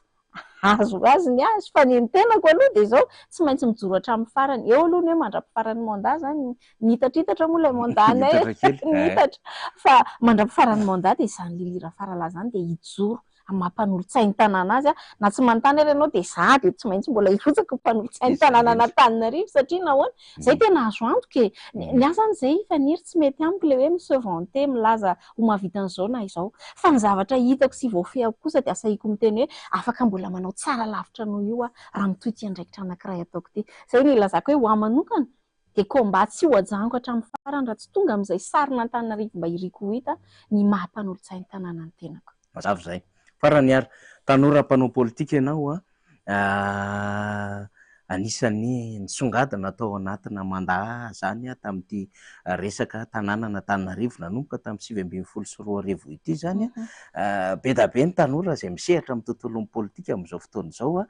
inona mba hafatra tia nomeny lilira faralahy amin'izy ireo zany satria tena mila fijoroana malagasy tanora mandray andraikitra zany ity Madagasikara ity raha amin'ny toerana misy azy ankehitriny. Tena marina zany faniry. Tsika moa ao anatin'ilay tanora daholo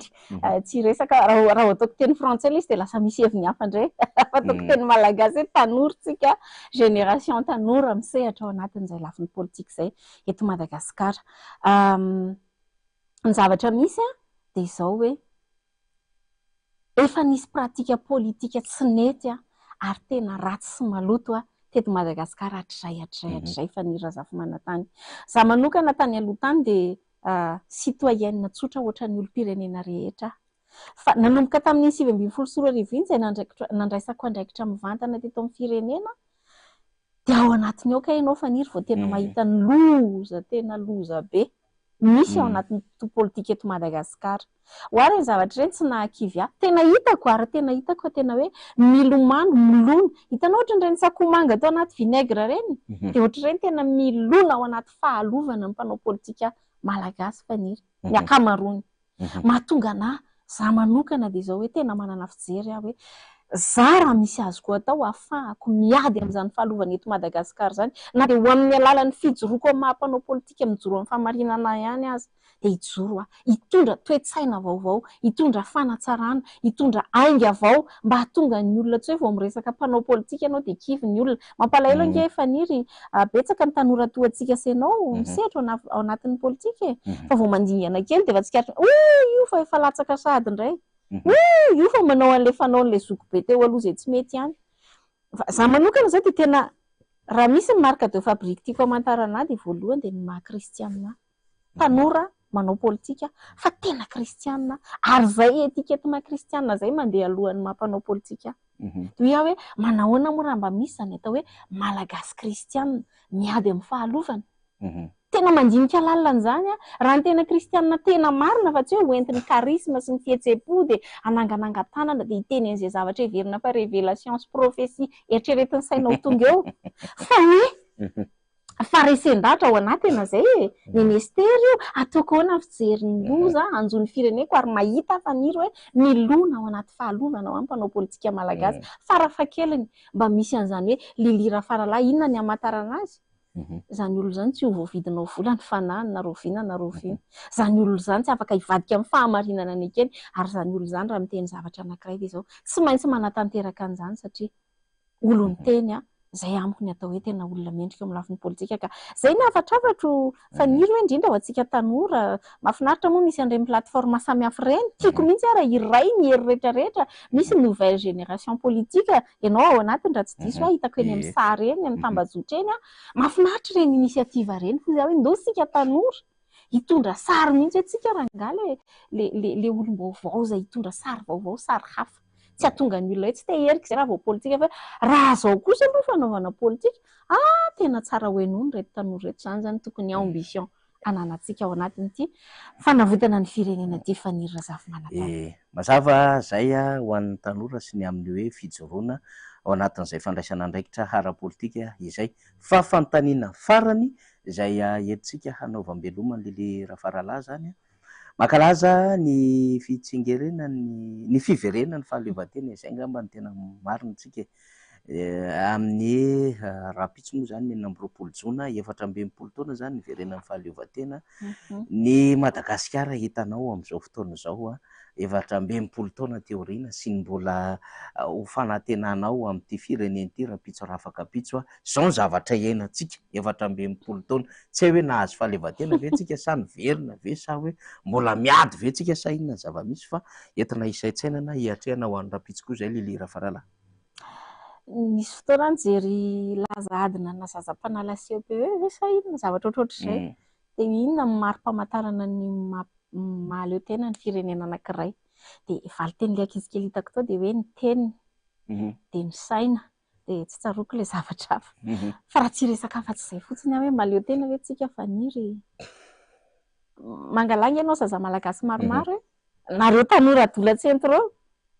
dia mba hanao fisoratonona amin'ny teny malagasy dia ho hitanao fa tena manontany teny ianao hoe malagasy ve reto ankizy reto asaina amin'ny teny frantsay izy fa tsy voafehy anjato isan-jato io fa asaina manoatra teny gasy izy fa tena vao maika loza mahaleo tena ve Madagasikara. Nisy fanakianana moa nataon'olo ao anaty tambazotra tsy hoe misintona lakilosy fa misy miteny ao hoe milaza fa miady ho an'ny malagasy nyzao sy nyzao reto olona reto nefa ny tofaly ery mampiseho fa afaka baka frantsay ny zanany tsy teny Elianarana fa fantatrareo ihany any anaty tambazotra any ny tiako lazaina hoe ilay endrika ilay fahaleovantena mbola tsy izao mbola tsy izao raha izao tsika dia tsy tokony ohatr'izao ny fiainantsika raha tena naleo tena tsika. Jeneraly Ramakavelo toa nanao faneho-kevitra hoe raha marina izy any amin'ny volana oktobra tsy haiko hoe firy ilay zao dia diso dia andiso ana 18 sa 20 sa firy ilay dady any izy tsika ny tokony ho ankalaza fa raha zany 20 jona zany tena tsy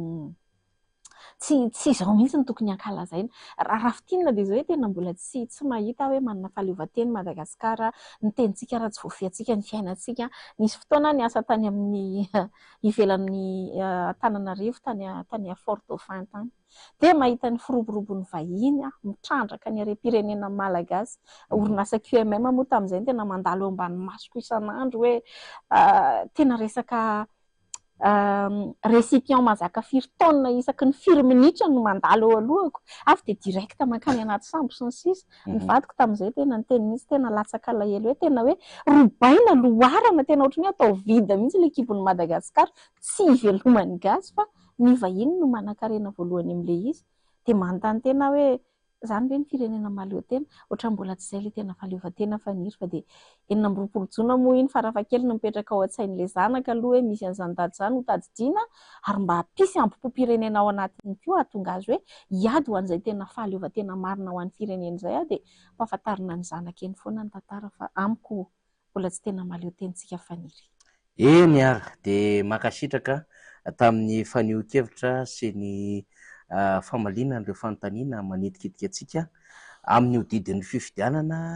amin'ny raharaham-pirenena fa niresaka kely tanàn'Antananarivo sy ny amin'ny fifidianana ho avy koa tsika zany dia heverantsika fa araka ny tokony ho izy ny fipetraky ny fanontaniana satria dia olom-boafidy Lili Rafaralahy omentsika lalana izy amin'ny ty androany ity satria isika koa tsy afaka hitazona ela ny fandarana samy dodosan'ny ankizy daholo hividy arendrina ny namanaty faly Ramananarivo sy ny ekipa hoe mbola andeha hividy arendrina anie eny tompoko fa fantatra tsara zany fa makasitraka ny Lili Rafaralahy dia manantena mbola hiverina rehefa misy fotoana indray. naiza anaty zany misaotra betsaka fa nirina anasa misaotra dia maniry anao tonga ny any tsy mba zaza amin'ny fotoana mapety anazy fa tsy adiso ana izany anaty zany ny arabasady ny vahoaka malagasy rehetrarehetra mba hatratra n'izany 24 jona zany na ahoana fotoanako eo ahafahanao manandra-bavaka mba tena ho afaka tokoa Madagasikara dia miaraba manokana angamba koa ny filoha sady mpanorona ny antokontsika filoha mpiara-mitantana ny firaisan-kina filoha mpiara-mitantana ny KMSB ihany koa Andriamatoa Marc Ravalomanana mivady sy ny ankonany mba samy anao fety herendoza avokoa ao anaty fifaliana tanteraka ao anatin'izao 24 jona zao. Misaotra indrindra Faniry. Misaotra ary. Ya, omentsika lalana ny mpanolontsaina ny tanàna Lili Rafaralahy navita izay faneho-keviny tato anatin'ny fandarana harovako ny safidiko izay dia mirary azy sy ny fianakaviany ihany koa isika zany samy anao an'izay hoe fety mahafinaritra mampita hafatra foana zany makany amin'ny taranaka ny tena tanjon'ny ray aman-dreny mba ho fantatry ny ankizy miboiboika ao anaty ny fitiavana an'ity Madagasikara malalantsika ity na inona toerana misy amin'ny Madagasikara dia tiavintsika mifotsika sy ny saintsika ity Madagasikara ity ohatran'izany mahafinaritra ianareo any ampitan-dranomasina any dia mandefa mesazy ato anatin'ny WhatsApp-ko ato dia ny MP sy ny sisa dia misaotra betsaka anareo miara faly aminay aty an-tanindrazana mahantra ilay firenentsika sahirana ny vahoaka malagasy amin'izao fotoana izao zany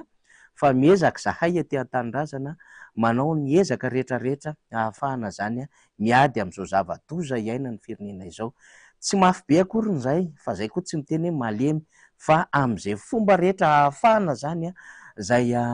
mandresy amin'izao fahampotehana amin'izao fanimbana ny firenena izao dia entina araka ny lalàna araka ny tena fijoroana ao anatiny amin'ny fitiavan-tanindrazana dia atao avokoa izany rehetrarehetra izany dia isaoranay ianareo any ampitan-dranomasina any satria miara-mitempo aminay isan'andro ianareo dia nahafinaritra ny ray aman-dreny anankiray tany amin'ny volana marsa tany izy no niteny tamiko hoe raha mahita mpanao arendrina ianao Faniry dia mba ikomandio arendrina fa misy fianakaviako andeha akaty La Frantsa fa mila arendrina vitsivitsy kely fa mba hanaovanay arendrina rehefa tonga ilay fotoana dia niresaka tamiko ilay olona zany fa hampiasa an'ilay arendrina misy sainam-pirenena zany zareo rahariva efa manao décoration zareo satria miara-mitempo antsika aty an-tanindrazana ireo havantsika any La Frantsa ireo any Amerika ireo any Canada any Suisse aiza daholo ny toerana misy lavidavitra misy any Côte d'Ivoire Sénégal meno antsika misy any Dubai misy any Bahreïn misy any Koweït izay miasa dia manaraka ny fandaharantsika zany dia manao ny fomba rehetrarehetra ireny malagasy ireny ho antsika ety an-tanindrazana zany manao ny fomba rehetrarehetra zany ireny malagasy mpiray tanindrazana amintsika ireny hankalazana miaraka amintsika amin'izany hoe fety pirenena niverenana ny fahaleovantena izany dia mahafinaritra na ny fanovana photo de profil aranga dia efa mahafinaritra hoe tena hoe asara-manitra ny fampijoroana ny sainam-pirenena ny fiantsonana ny ety an-tanindrazana ny amin'ny hoe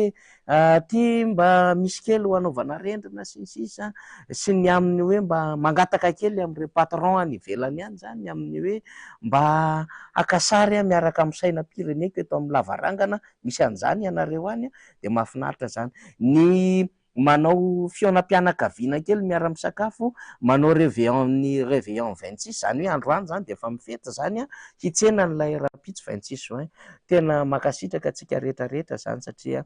zao raha tsy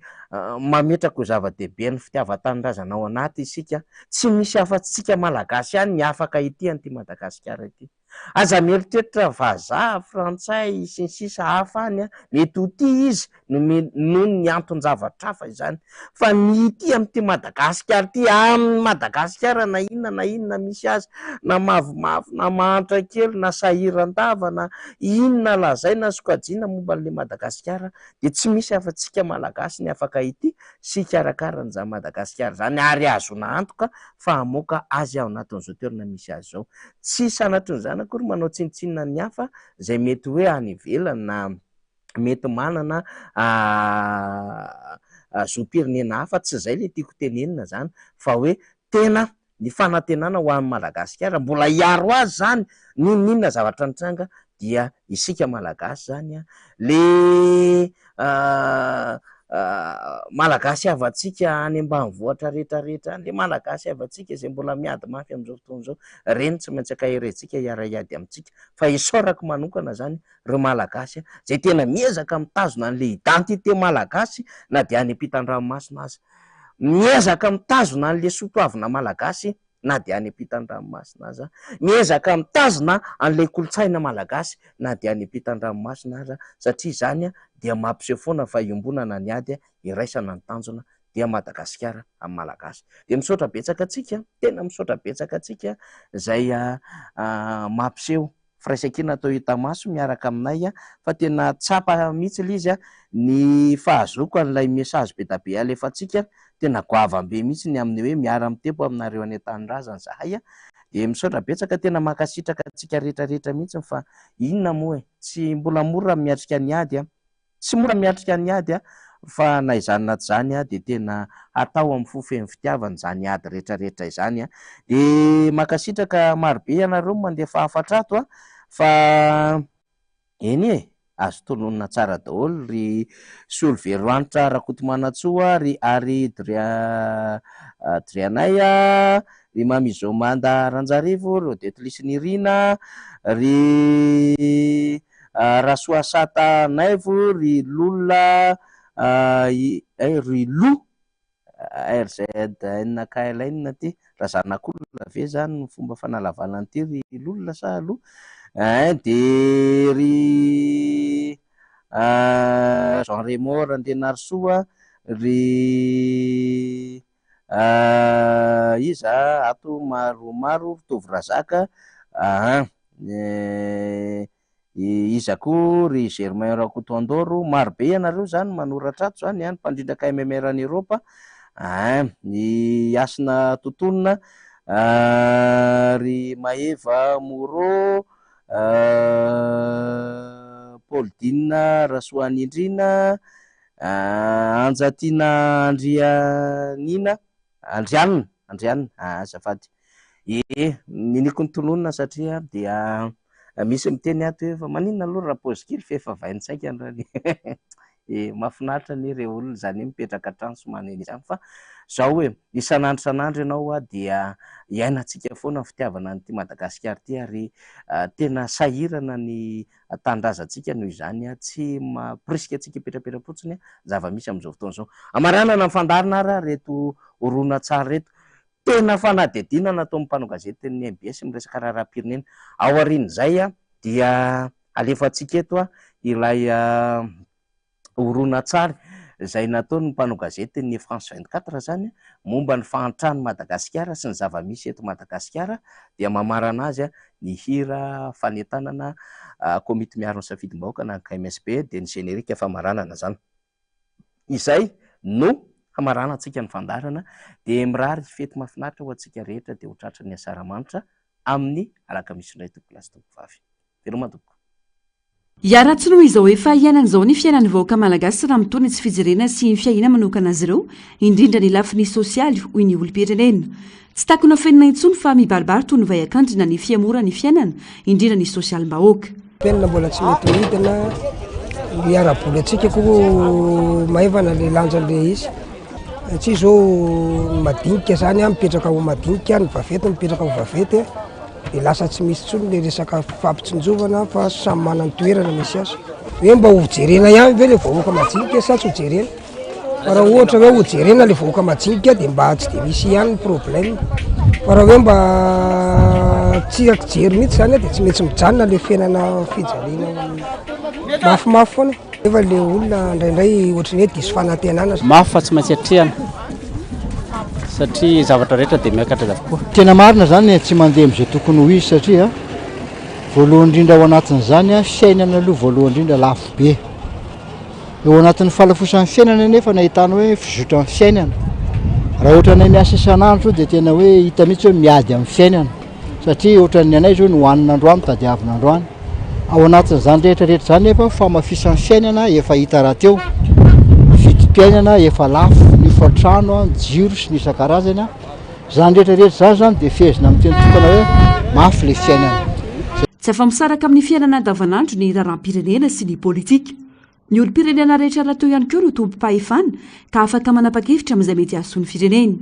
Niara-nahita ho ny fanazavana ireo fantsikan-dalàna sy famiravorana ny safidim-bahoaka tamin'ny fifidianana farany teo. Miandry izay vokatra voakan'ny HCC ny rehetra amin'izao ka io no mety hamaritra ny ho avy ho ny fanazavana. Ny akapobe ny vahoaka moa zany saika ny malagasy ray manontolo mihitsy angamba dia saika mahalala an'izay hoe tsy fitezan'ny fifidianana zay. Dia ao anatin'izay tsy fitezan'ny fifidianana zay araka le voalazako taminao teo hoe misy ny tsy fandriam-pahalemana ao anatin'le fifidianana, misy zany ny osokosoko maro samihafa. Dia miandro izay hovalin'ny HCC. Mino aho fa olona mahalala reo atao hoe eto amin'ny firenena izy zany raha atao hoe fitsarana dia faratampony amin'ny ambony indrindra mihitsy izy. Ka dia miandry an'izay valim-pifidianana sy voka-pifidianana hoentin'ireo ny vahoaka malagasy. Tsika zany zao hatreto mbola tsy mahafantatra hoe vokatra ofisialy manahoana no avoakany. Fa ngamba ao anatin'ny aorianan'izay voka-pifidianana ngamba no ahafantarana hoe inona no tokony ataon'ny vahoaka na inona no nataon'ny vahoaka. Fa dia fanifidina anjarany tena dia ansenisa ny tompona andraikitra miandro valintsika. Eo vao hitantsika ny tokony atao hoe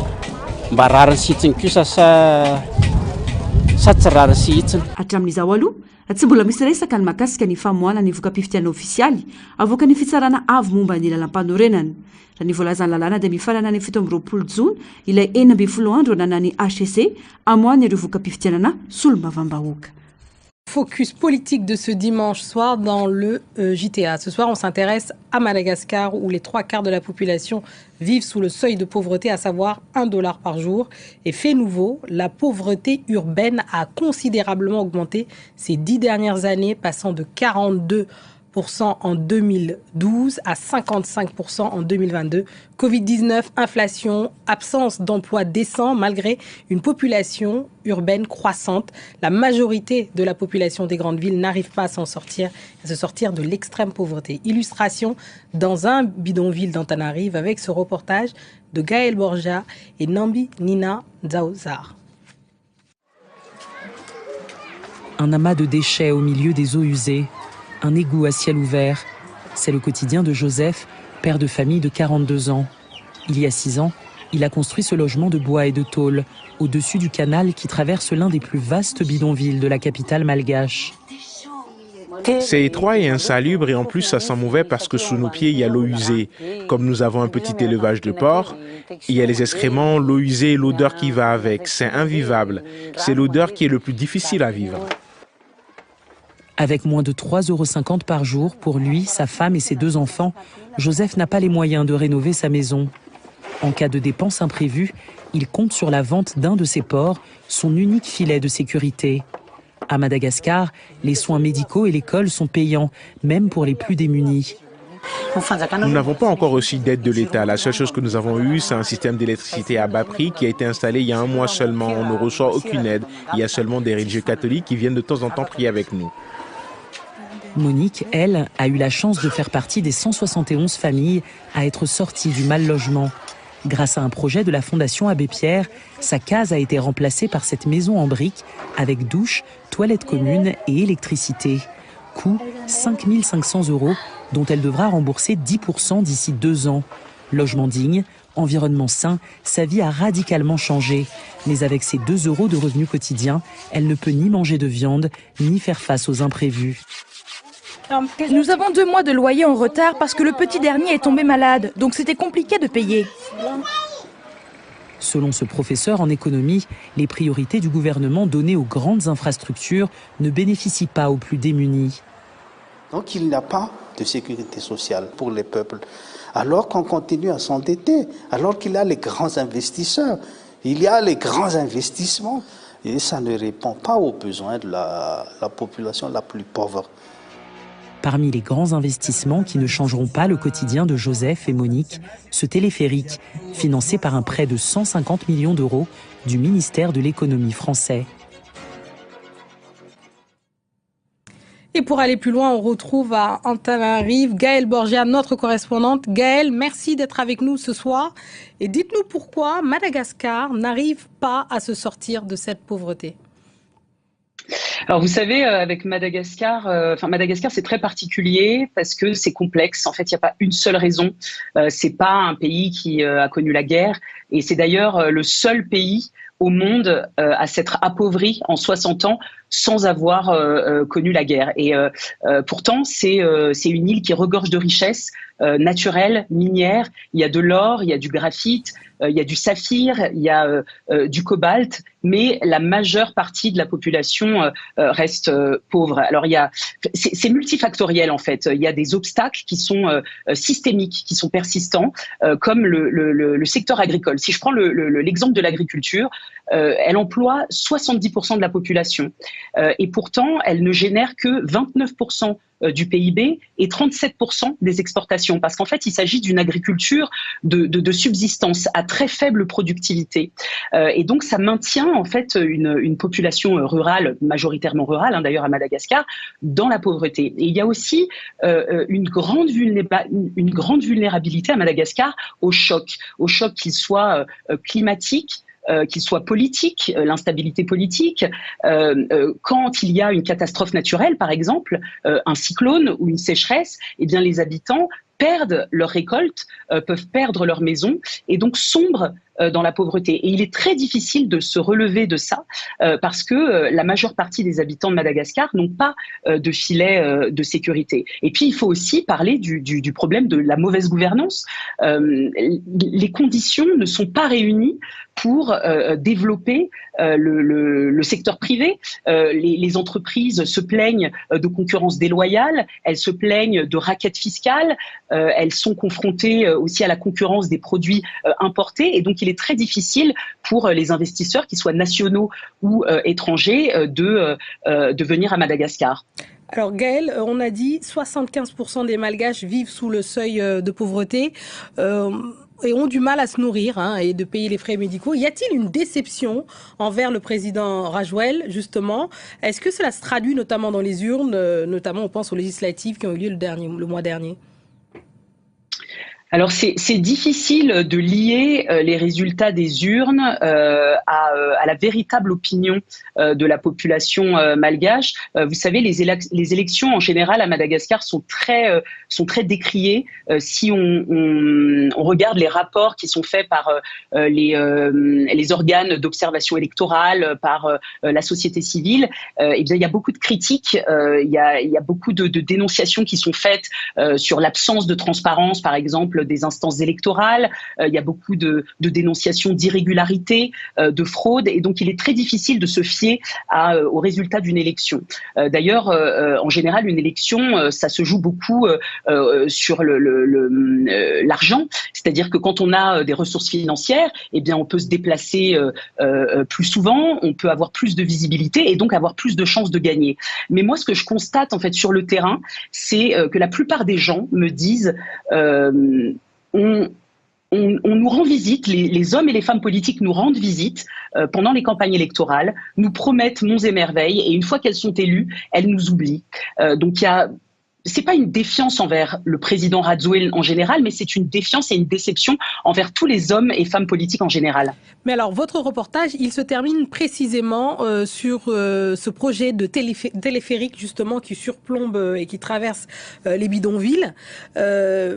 Et ce projet en particulier a fait polémique dans le pays. Et d'une manière générale, d'ailleurs, les projets présidentiels d'envergure, d'ailleurs, d'Andry Rajwel, ont accusé de ne pas bénéficier justement aux pauvres. Mais ces infrastructures sont-elles finalement utiles à la population ?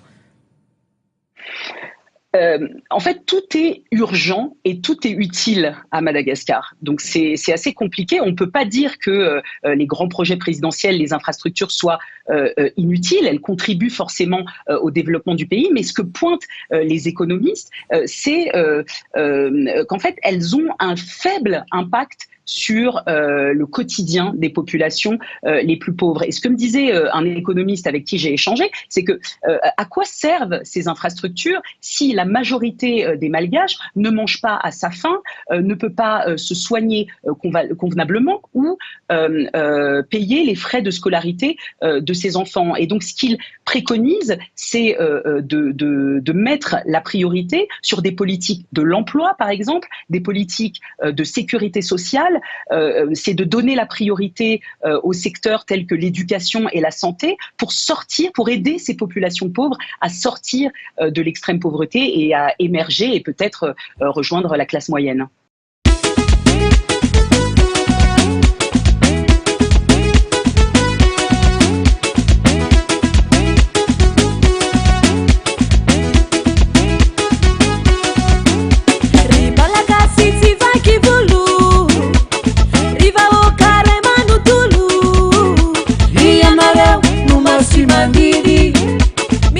Não, não é um safidi.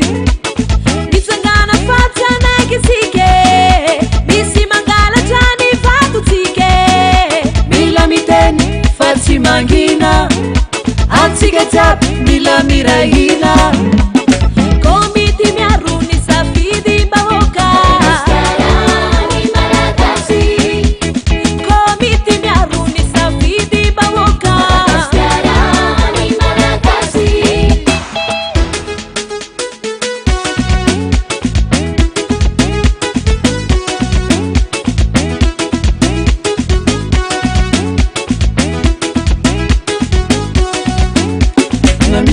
Vida urana basi mituaka na inura mandalo tiga timituaka seti mai subik mai fatambari ramu sivari simi fanari yari sigani la sabatu simama dikata tu watu bila mirai na tika miana kavi daulube lela na bebavi komiti miaruni safidi bahoka.